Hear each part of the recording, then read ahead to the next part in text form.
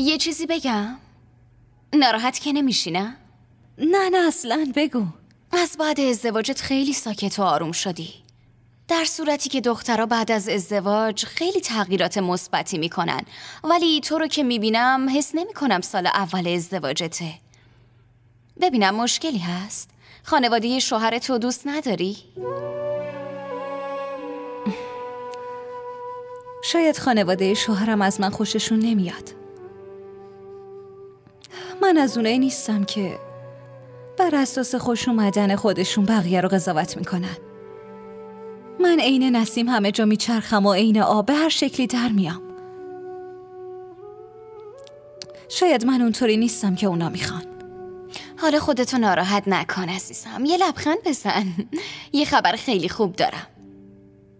جواب آزمایشت اومده، تو بارداری. جدی میگی؟ برم شیرینی بگیرم؟ امروز غذا همه مهمون منن.